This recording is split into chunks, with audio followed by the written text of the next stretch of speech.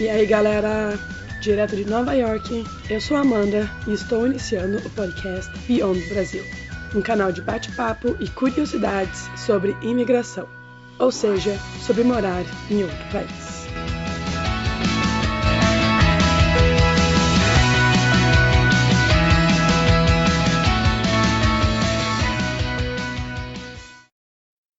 E no nosso episódio de número 3, a gente termina a conversa com o Fábio com a Gi.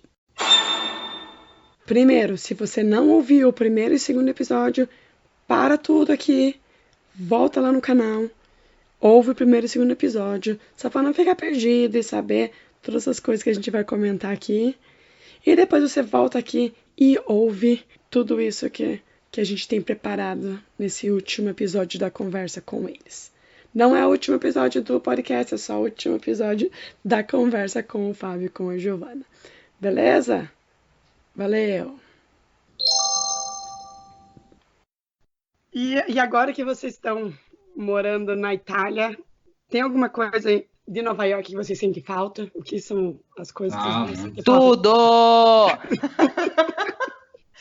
O que acontece, ó? É outro estilo de vida, é bem diferente, é bem diferente. O estilo de vida europeu, principalmente, que a gente está vendo na Itália, a gente não tem tanto... Já conheceu outros países aqui, mas a gente não teve a vivência de outros países, então a gente não sabe como é o dia a dia do espanhol ou do francês, por exemplo, mas a gente sabe do italiano. O italiano ele é um pouco mais devagar, ele para o trabalho, assim, por exemplo, uma coisa bem diferente. Aqui eles fecham, a maioria dos lugares fecha 12:30 e abre às 3 horas de novo. Então, a gente não está falando de escritório, a gente está falando de comércio. De tudo, sim. Comércio, restaurante fecha às vezes 3. fecha. Não fecha às 3, normal, o restaurante ele fecha mercado às fecha 2, 3, na hora do almoço. 7. Né? Lavanderia, farmácia, eles fecham na hora do almoço, sim, porque eles vão almoçar. Então, para gente que foi criado capitalista, para gente que foi, não que eles não sejam, né? Mas para gente que foi criado na velocidade e morou especificamente em Nova York, a gente sente muita falta disso. Eu estava em Londres agora nesse mês e eu fui a trabalho. Eu já me senti em casa, meio abre o peito e fico um pouco mais feliz, porque o inglês ele é assim mais focado em business, focado em velocidade, as coisas funcionam, tudo se conecta, o mercado ele aceita a influência digital em tudo quanto é coisa, então pagar com celular e fácil de comprar as coisas, enfim, isso a Itália ela não oferece, ela é realmente muito diferente. Mas, em contrapartida, a qualidade de vida para a gente que tem criança pequena aqui é maravilhosa, né? Porque aquele chaos de Nova York e o trânsito louco e as pessoas não se respeitam e as pessoas se batem, porque elas estão ali para fazer dinheiro. Ninguém vai para Nova York para ter qualidade de vida e montar boneco de neve. A pessoa vai para Nova York para fazer carreira, para fazer dinheiro, e tá tudo certo, entendeu? A gente morou em Long Island, a gente morou no Queens, a gente morou em Connecticut e a gente morou em Nova York. Então, a gente pode falar que a gente conhece um pouquinho de cada coisa, né? Tanto assim, de neighborhood, assim.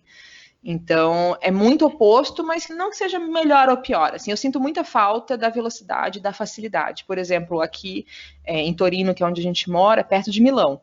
A gente está a 1 hora de Milão. Mas não tem praça de alimentação em shopping, por exemplo. Eles não têm a estação de trem principal aqui, como se fosse uma Grand Central. É menor, uma escala menor, porque a cidade tem nem 1 milhão de habitantes. A cidade de Torino é pequena. Mas a estação de trem maior aqui, eles fecharam a praça, o negócio de alimentação. Fecharam tinha um McDonald's lá, e tinha um segundo andar que tinha um restaurantezinho perdido lá.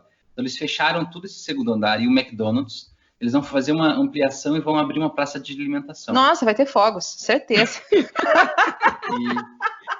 Aqui, a cidade de Torino, em específico, ela é mais fechada para essas coisas americanas, assim, por exemplo. Mais fechada não, ela é muito fechada. Abriu o primeiro Starbucks faz 2 meses. Starbucks aqui não toca música. O leite é da região do Piemonte, porque senão os italianos não tomam. Eles são extremamente barristas, entendeu? O cara de fora abrir business aqui é mais difícil, porque eles gostam muito das coisas deles, assim. Tem vários italianos que não vão, por exemplo, em restaurante chinês, tipo de comida japonesa, comida asiática. Eles não vão, Porque eles preferem ir não comer uma massa, uma pizza. E tá tudo certo. E tá tudo certo. A gente acredita que é assim, se a gente veio pra cá, quem tem que se adaptar é a gente, não o lugar. Se a gente não tá feliz, a gente que saia. Entendeu? Incomodados que se retirem. Então, eu sinto muita falta, Giovana, eu sinto muita falta dos Estados Unidos, principalmente pela facilidade de consumo, né? Pela facilidade de você estar, tipo, você precisa comprar o quê? Puta, roupa, comida e pagar conta. Vai na Target. Pronto, resolveu a tua vida. Aqui não, você tem que fazer o mercado, daí você vai depois na loja de roupa, depois vai no banco e o banco fecha cedo. Então tem uma série de burocracias assim que acho que é por isso que italiano é um bicho que deve ser estudado às vezes. Enfim. Mas eu amo morar aqui, eu sou muito feliz de ter a nossa cidadania, a gente é muito bem recebido, a gente tem muito suporte em todas as áreas. O que, por exemplo, a gente não tinha, a gente com 2 filhos, a parte de saúde nos Estados Unidos é um caos, a gente não tinha seguro de saúde, as crianças tinham todos os benefícios, mas é o mesmo benefício que agora o Trump retirou das crianças, então isso a gente tem aqui na Itália, enfim, a gente tem uma série de apoio do governo público na escola, enfim, que nos Estados Unidos a gente não tinha tanto. Então tem que equilibrar, achar o balance mesmo, a parada, sei lá. Sim. Sim. E agora, olhando do outro lado, o que vocês estão felizes de não precisar viver mais que vocês viveram em Nova York? Algumas experiências tiveram lá que você, ainda bem que não preciso mais. Acho que o principal é a documentação, né? Porque eu estava em processo eu ia começar a papelada de green card. E ia me custar, sei lá, 10, 15 mil dólares, sei lá. Para nós 4. Para nós 4, para todos, né?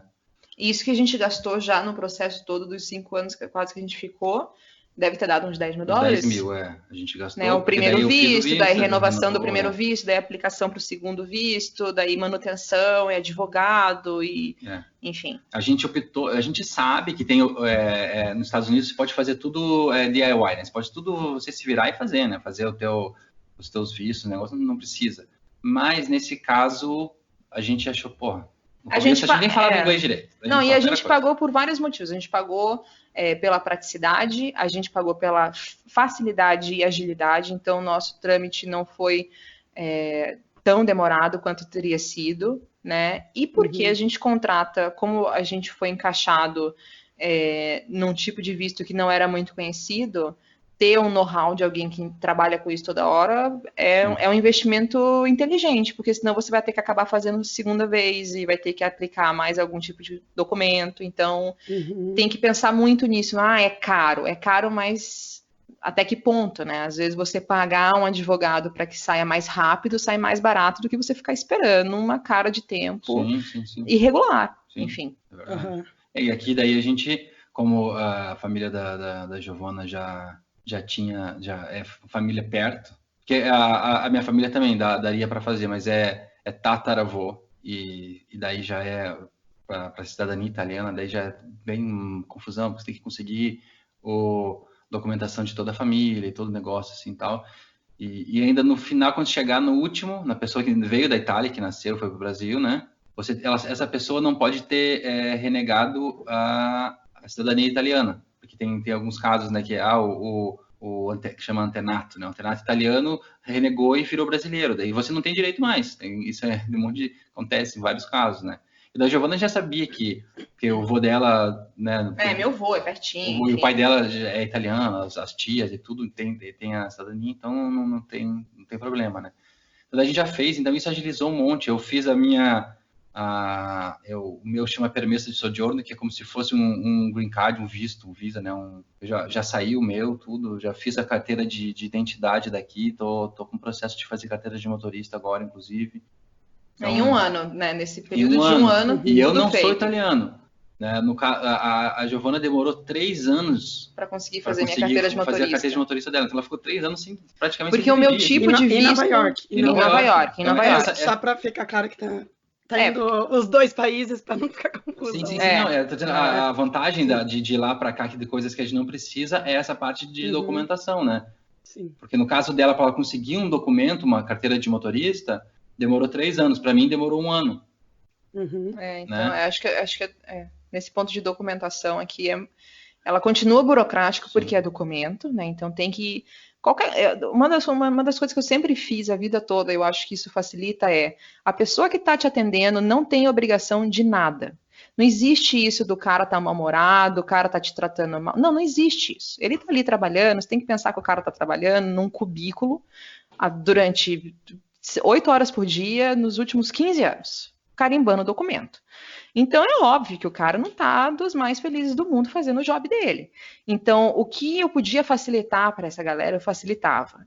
Ia fazer entrega de documento, eu sempre levava cópia, sempre. Porque se tivesse que fazer cópia, eu já tinha pronto, o cara não precisava sair da cadeira dele para levantar para fazer cópia.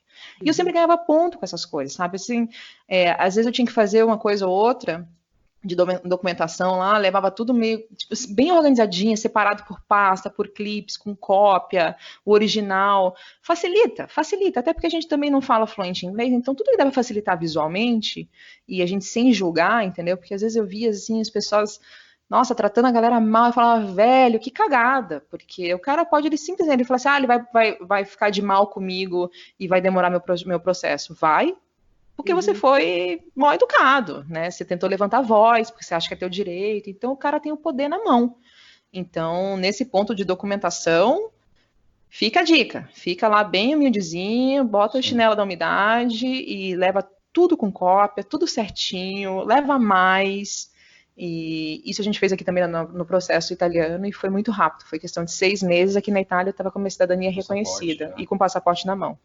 Né, apesar de que nos Estados Unidos demorou. Não, acho que o primeiro visto que a gente fez demorou isso também, porque a gente estava com o advogado. Um pouco menos, talvez, uns 5 meses. Para mim, sim. Eu acho que a gente ficou pouco tempo naquele limbo, né, entre você estar em trâmite de documento e não ter recebido ainda o documento final. 2 meses, eu acho. E eu não sinto muita falta do trânsito louco de Nova York, 3 da manhã, aquela loucura toda, que a gente morava bem pertinho do Queens e ficar se matando para achar vaga. Assumo que isso eu não sinto muita falta, não. Mas só, o resto tá tudo certo. Vocês voltariam para os Estados Unidos? Sim, mas não para Nova York. Eu acho que talvez para o lado de lá, né? Califórnia, também o sul a gente não pira muito assim. A gente fez uma road trip 1 ano antes da gente vir embora, a gente fez de Nova York até a Disney. Então a gente fez toda a costa, a gente passou por Virgínia. Nossa, foi muito legal, porque você conhece, quando você está na estrada, você consegue realmente conhecer os lugares e a diferença cultural. E ela é muito gritante de um estado para o outro, né? Então, quando você for escolher, ou se você for tentar, porque a gente também não escolheu, vamos escolher aqui. Quando você for tentar emigrar, tem que ter um pouco dessa percepção, entendeu? Qual que é o histórico cultural, que a galera preza, tem mais republicano ou tem mais democrata. Isso é importante ter noção. Então, hoje em dia, assim, depois que a gente já viveu a experiência de morar em Nova York, eu acho que Nova York a gente não voltaria para Nova York, mas para os Estados Unidos, com certeza. É um país muito incrível de morar, muito incrível. Acho que agora a gente podia focar um pouquinho mais na segunda imigração. Vocês já falaram várias coisas sobre as duas, mas acho que talvez alguns detalhes mais específicos a gente podia falar agora sobre a mudança em si. Quais foram as maiores diferenças entre a primeira e a segunda mudança? Tipo, para os Estados Unidos e para a Itália. Bom, quando a gente foi para os Estados Unidos, a gente foi sem saber nada, assim. A gente foi realmente, talvez, eu posso até dizer que um pouquinho de loucura, assim, sabe? Bastante ingenuidade. Bastante ingenuidade, confiando muito no amigo que a gente tinha lá, que morava lá, né? Então, a gente tinha dinheiro na mão, mas a gente não sabia como que funcionava para alugar apartamento, enfim. Deu tudo certo no final, mas eu acho que o estresse todo que a gente passou, ele podia ter sido um pouquinho, não evitado, mas a gente podia ter se informado um pouco melhor. Quando a gente decidiu mudar para a Itália, a gente veio antes para conhecer a cidade, para ter certeza que era aqui que a gente queria morar. A gente já tinha conversado com alguns proprietários de apartamento, então a gente veio visitar alguns apartamentos, e isso foi em novembro, e a gente estava querendo vir para cá em fevereiro. Então, quando a gente veio, a gente já meio que saiu daqui em novembro com um apartamento alugado, praticamente alugado. Né? Então, a gente, inclusive, a documentação para contrato, tudo isso, a gente já mandou antes de chegar na Itália. A gente chegou na Itália, pegou as malas, alugou um carro, a gente alugou antes de vir, E a gente veio direto do nosso apartamento. Do aeroporto para o apartamento. Do apartamento, do aeroporto para o apartamento. Do aeroporto para o apartamento. Isso foi muito incrível. Foi muito incrível, porque a nossa primeira experiência foi sofrida, sabe? Você ficar 2 semanas no hotel, aí a pessoa eu lembro que a pessoa da secretaria da recepção do hotel, ela olhava para mim assim, que eu ia todo dia de manhã, né? Falava, vou precisar mais um dia. Ela, ai, não achou nada ainda? Falei, não achei. Então era difícil, começou a dar insegurança, começou a dar medo. Então, essa organização que a gente fez para a Itália foi muito incrível. Foi muito incrível. Sair do aeroporto e vir direto para nossa casa.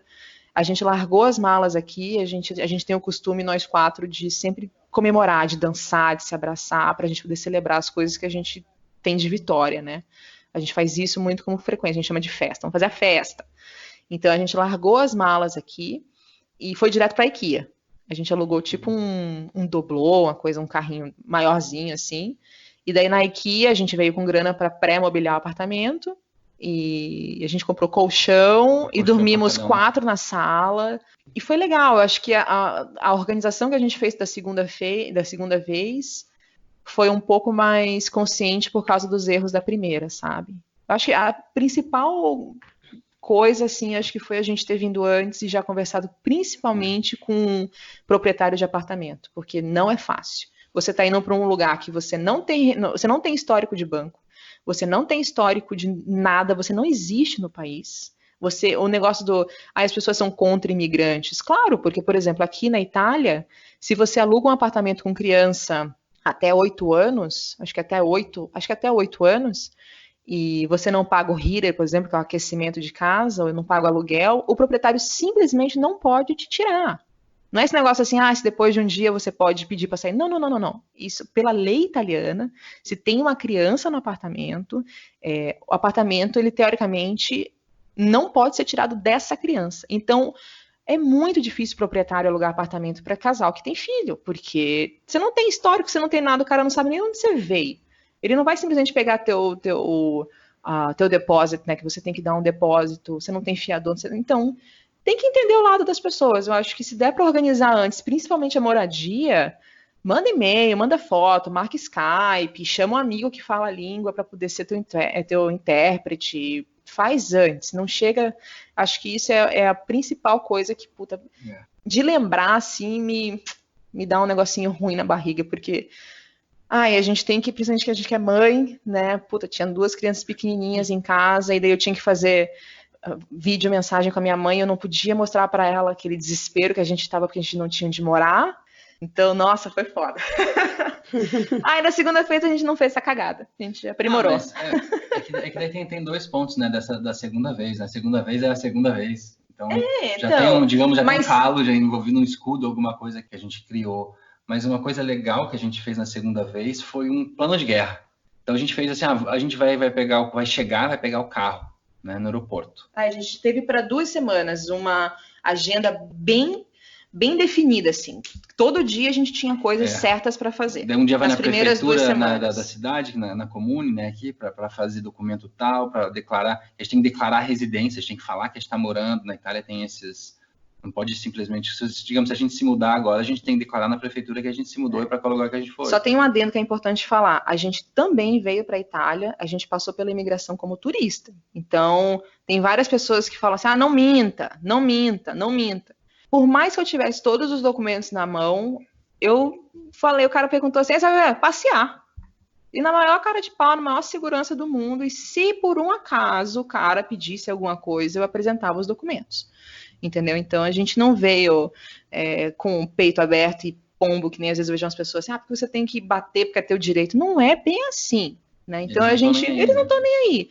A gente veio como turista de novo, a gente também veio com um plano que se precisasse, a gente voltava, a gente veio para a Itália, mesmo sendo a segunda imigração, a gente veio com passagem comprada de volta. Mesmo sabendo que tem documentação.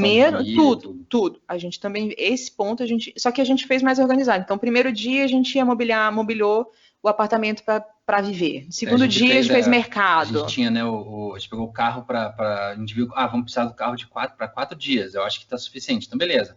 Era 80, 100 euros por dia o carro, porque era um carro maior. Então, é uma grana. Não era um carrinho pequenininho, né, que a gente paga 20, 30, assim, a diária, assim, para alugar, né. Então, Então a gente tinha que ser tudo bem pensado, né?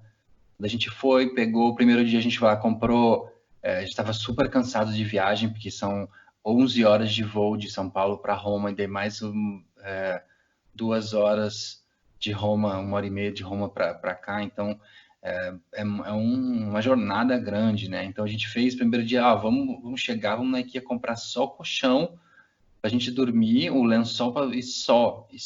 E daí a gente come uma pizza, um negócio, faz uma festa, bagunça com as crianças, porque daí é pizza e tal, só isso, bem tranquilo. Fizemos isso.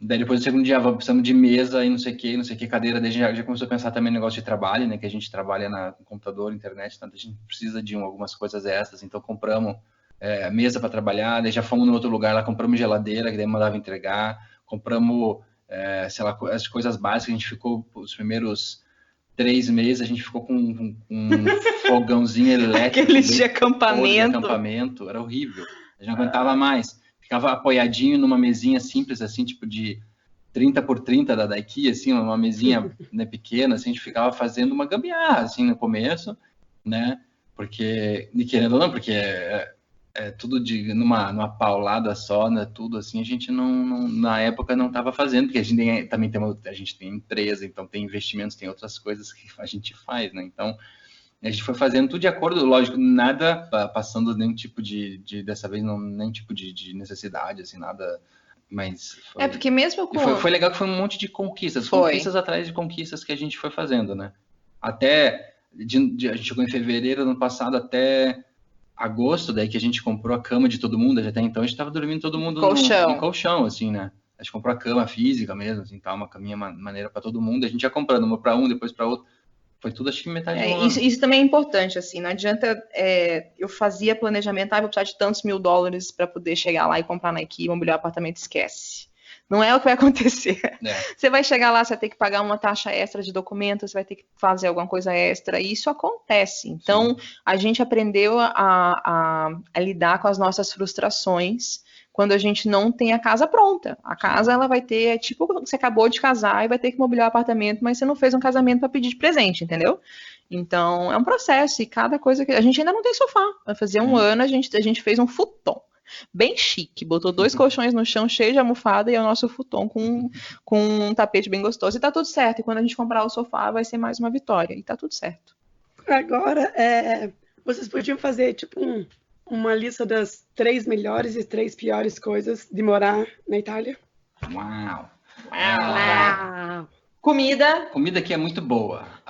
Mas também tem a pior, porque eles não têm variedade. Eles comem só comida italiana. Você quer comer? A gente almoçou num japonês hoje. Estamos batendo palminha com o pé de felicidade, porque é japonês de verdade. Porque o japonês aqui... Porque a gente não pode generalizar a Itália. A Itália é que nem o Brasil. A diferença é que é pequena. Então, são várias regiões, né? Que não são estados, mas são regiões. Aqui é a região que a gente está... ainda não conhecemos tudo. A gente não conhece toda a Itália. Mas do que a gente conhece está entre as mais fechadas, assim. Aqui o Piemonte como a Sicília, por exemplo, é mais fechada. Então, a pessoa daqui gosta de tomar o leite daqui, gosta de comer o salame que é produzido aqui, gosta do queijo, do vinho daqui, né? Então, esses tempos a gente fez uma viagem, fomos para o Panamá, e daí a gente parou em Madrid. E daí a gente parecia criança, você olhava, nossa, olha aqui tem um restaurante da Somália, nossa, tem um restaurante aqui que é sei lá, sei lá que país que era lá, Paquistão, nossa, que legal, tem restaurantes lá nos lugares muito doidos, assim, a gente curte isso, a gente curte provar coisas diferentes, né? Aqui não tem muita coisa, assim, a gente foi já em alguns restaurantes de comida asiática, são bem fraquinhos, assim, não tem muita... principalmente comparado com o Brasil, que a gente, né, tem bastante coisa de, né, asiática, assim, umas coisas legais, assim, que não tem tanta variedade. Mas a comida aqui é muito boa. Por exemplo, a comida de feira, assim, as coisas de feira, o sabor é muito bom, as coisas aqui, né? Mas se eu fosse falar assim, tipo, rapidinho, 3 coisas que eu gosto muito de morar na Itália. Essa que é a pergunta, né? 3 coisas boas e 3 coisas ruins. Então, 3 coisas boas. Eu gosto da comida, eu gosto da facilidade à cultura, e eu gosto da facilidade de trânsito entre os países aqui da União Europeia. Eu gosto muito disso. E 3 coisas que eu não gosto. apesar deles terem a pegada capitalista, eu acho que eles são absolutamente complicados em dar acesso às coisas, então são micro lojas de pequenas famílias, enfim, eu acho que eu acostumei muito com as grandes marcas, coisas grandes, fáceis, sabe, de fácil acesso. Você vai num shopping, daí você tem tudo lá. Aí você vai num, sei lá, enfim, anyway, coisas que são fáceis de acesso. Isso eu sinto falta e eu não gosto muito. Eu não gosto muito do jeito que os homens tratam as mulheres aqui, e é diferente porque isso é papo para um outro momento, mas tem muito... o machismo aqui, ele é cultural, não é um negócio tipo, que acontece sem querer, não, ele é cultural. Então, os homens, eles têm de vida, assim, o negócio de ver a mulher como dona de casa e objeto coletivo, né? Então, a gente anda na rua, a gente sente um olhar ruim, assim, dos homens, sabe? A gente acostumou já, anyway. E tem que falar alto mesmo e ignorar, enfim, até ser grosseiro. Então isso é uma outra coisa que eu não gosto. E a terceira coisa que eu não gosto da Itália, eu acho que eles são muito, muito, muito complicados. Às vezes as coisas são tão fáceis, eles dão uma volta e dá outra volta e complica na complicação da burocracia burocrática, sabe? Umas coisas assim, eu falo, gente, pelo amor de Deus, só facilita a minha vida, para você ter uma ideia. Eu quero fazer um depósito de cheque. Eu não posso fazer no caixa eletrônico, eu tenho que ir no caixa e dar o cheque na mão do cara e o cara deposita. Porque pelo celular, dos apps, dos bancos que a gente tem, ainda não tem o sistema de leitura de cheque e depósito online.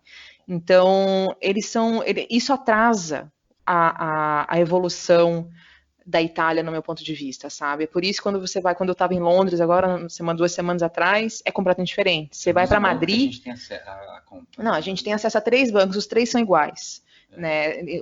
A parte online não existe, é muito para trás ainda do que a gente via. Então você vai para Madrid, que é um polo puta produtivo, é muito diferente daqui de Milão, por exemplo. Mesmo Milão, a gente não está falando só de Torino, porque a nossa cidade é um pouco menor, enfim, a gente ainda está... Torino aqui era a capital da Itália alguns anos atrás, e mesmo assim, parece que ficou na época de Cristo, assim, algumas coisas. Então, isso me incomoda, porque a gente é novo, a gente trabalha com o mercado online, a gente está toda hora tentando fazer compra online, é absolutamente burocrático, então às vezes é chato. Mas é bom morar aqui, eu gosto bastante. Hoje, assim, eu não tenho vontade de mudar, amanhã não sei.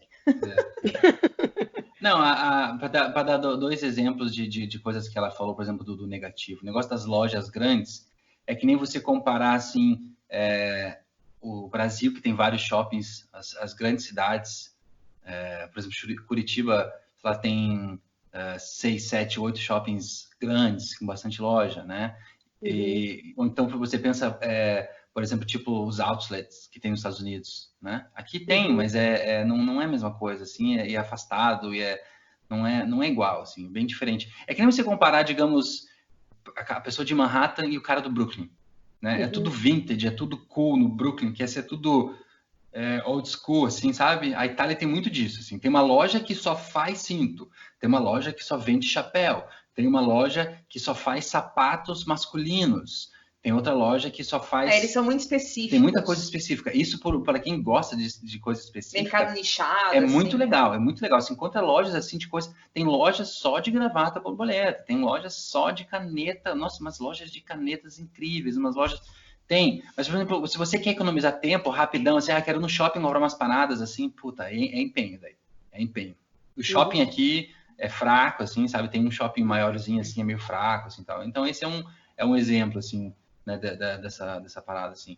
E a parada de complicar a coisa, por exemplo, uma coisa que... Um exemplo, assim, dessa complicação que eles dão voltas e ficam... Nossa, acabou o mundo de umas coisas, assim...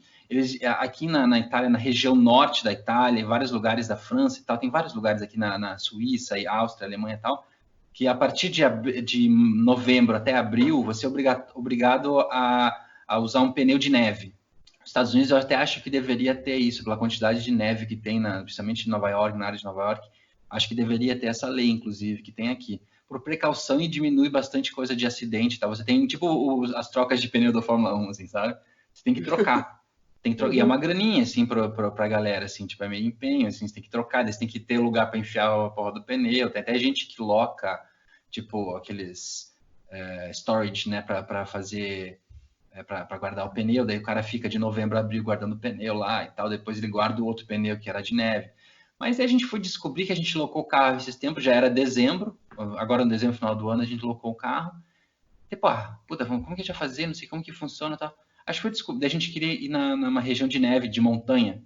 E daí eu loquei uma corrente junto, assim, um valor diário extra lá vinha corrente, né? Daí a gente foi descobrir que daí a gente foi em direção da montanha, daí na montanha tinha as placas. Em caso de neve, põe a corrente. Não era isso. Estava escrito, se nevar, é obrigatório você ter a corrente no carro. Não significa que você tem que estar com a corrente no carro, na roda. Ela tem que estar pronta para você pôr se você precisar. Entendeu? Então não era um bicho de 7 cabeças que, puta, vai ter carro, vai ser um custo, e você tem que comprar um pneu especial e não sei o que, você... Não. Significa só que se a polícia te parar e você não tiver a corrente, você vai levar a multa. Se a polícia te parar e você tiver a corrente, vai ter duas, uma. Ou o cara vai te dar uma bronca, você tem que pôr a corrente nevando muito. Ou então, beleza, você tem a corrente, beleza, pode andar. Se nevar muito mais, você, por favor, só pare e põe a corrente para sua segurança. É isso que vai acontecer, entendeu? Então não é um bicho de 7 cabeças. Existem outros casos, outras coisas, outros exemplos, assim, tá? Mas esse é um que eu lembro agora, assim. Que é essa volta, assim, burocrática em volta de uma coisa que... Uma tempestade em um copo d'água, assim, que não é tanto, assim. Eles antecipam o problema demais. E tipo, uma corrente, assim, no caso da corrente, assim, é trintão. Vai no mercado, assim, no Carrefour da vida, paga trintão, e põe no teu carro lá e no saco, tá tudo certo, entendeu? Beleza. Não tem problema, assim, não é um absurdo e tal. Tudo certo. É que eu acho que a gente, como brasileiro, a gente simplifica um monte de coisa, né? Um monte de coisa, não chega a ser o jeitinho brasileiro no fato de ser uma coisa ruim. É o jeitinho brasileiro de você facilitar uma coisa que não precisa ser complicada, só isso. Né? Só isso, só essa facilidade, assim. Mas a burocracia brasileira foi aprendida na Itália. Isso, com certeza. Isso a gente vê claramente, assim, a gente vê umas coisas assim. Aqui não tem um negócio de cartório, mas tem umas coisas bem similares, por exemplo, assim, com cartório, assim, sabe? Tem algumas coisas que, tem uns empenhozinhos que o Brasil aprendeu aqui essa burocracia, assim, sabe? Mas é massa. No geral é bem legal. A gente gosta de um monte de coisa que tem aqui que não tem no Brasil, um monte de coisa. A saúde daqui é sensacional. O sistema de saúde público é muito bom. Ele tem você paga proporcional ao que você recebe. Ele não ele é público, mas tem umas taxas. Então, por exemplo, se você recebe muito pouco, você aplica para um órgão específico lá, que daí você não vai precisar pagar. Por exemplo, a consulta, eu fiz consulta, por exemplo, de, sei lá, precisava um negócio da minha coluna, um negócio. E eu fiz uma consulta lá, daí para essa consulta eu precisava fazer uma raio-x na coluna. O raio-x custava 25 euros. Se, por exemplo, aplicar para o negócio lá, pode custar 15 ou pode custar 0, entendeu? O sistema público de saúde daqui é como se fosse um plano de coparticipação no Brasil. Né? Ele pode ser, ele é um negócio bem bom, assim, a gente gosta, assim, principalmente porque a gente conhece o sistema de saúde americano e o sistema de saúde brasileiro. Então, nem se compara o sistema público brasileiro, que é largado, e o sistema público americano, que não existe praticamente, né? Que você é tudo pago. Né? Então, e dizem que tem países melhores ainda aqui na Europa, assim, tipo os países nórdicos, a Alemanha, assim, tal, a Suécia da vida, assim, tal, tem mais evoluído ainda, né? Então, isso é uma vantagem bem legal que tem aqui. Mas, então, por hoje é isso. Adorei conversar com vocês. Obrigada, Fábio e Gi, por abrirem a vida de vocês pra gente. E eu acho que essa é uma ótima oportunidade para quem já morou fora do Brasil se identificar com essas situações e também para quem pensa em morar em outro país ter acesso a algumas informações e experiências, porque não é sempre que você tem acesso a isso, né? E para finalizar, vocês gostariam de falar mais alguma coisa, mais algum ponto, ou se despedir, sei lá? Eu queria, primeiro de tudo, agradecer, Amanda. Eu acho que o que você está fazendo é super bacana. Tudo isso, uma das coisas que eu acredito muito e que eu coloco muito em prática com o Fábio, a gente ensina as crianças, tudo que a gente puder ter oportunidade de aprender com os erros e as vitórias dos outros é sempre muito mais válido do que qualquer conteúdo teórico. A gente pode ler, a gente pode pedir informação para os órgãos públicos, blá, blá, blá. Se você conversa com as pessoas que realmente passaram por essas situações, vale mais que qualquer coisa. Então, que tenha muito sucesso esse podcast, que todo mundo escute, e a gente está à disposição. Que precisar, dá um grito. E foi longo hoje, espero que vocês não tenham desistido. E estamos aí. Para quem está ouvindo até o final. Vitorioso. Muito. E é isso. Sucesso, a gente está aqui. Eu acho que tem pauta para muito assunto, muito assunto, não só a parte boa, mas tem muita coisa ruim que dá para ser dita. Então, eu acho que é um excelente canal para todo mundo que é curioso e com vontade de migrar. E se tá com vontade de migrar, larga a mão de ser super com precaução aí, arruma as malas e se pica, porra. Deixa de ser conservador, velho. Pega as malas, só precisa dar uma passagem de avião, faz o passaporte, depois faz o visto, depois você compra a passagem, daí você tem que ir, não tem jeito. Então vai, só vai. Com passagem de volta, porque se der merda, você volta. E é isso. Com certeza. Sensacional. Então, beleza. Obrigada. Valeu, beijo. Beijo. Obrigada a todos que ouviram e ficaram com a gente até o fim. Espero que a gente possa estar juntos de novo nos próximos episódios. E você que está ouvindo também pode participar. Se você tiver alguma pergunta para mim ou curiosidades sobre como é morar fora do Brasil, me envie suas dúvidas e irei adicionar ao canal. E quem sabe sua questão não aparece no próximo episódio? E para ficarem sempre atualizados em tudo que rola no podcast, se inscrevam no canal e me sigam nas redes sociais. Instagram e Facebook page Podcast Beyond Brasil, Twitter @BeyondBRPodcast. E não esqueçam que além de poder ouvir em todas as plataformas de podcast, você ainda pode ouvir pelo canal do YouTube Beyond Brasil. Valeu e até a próxima!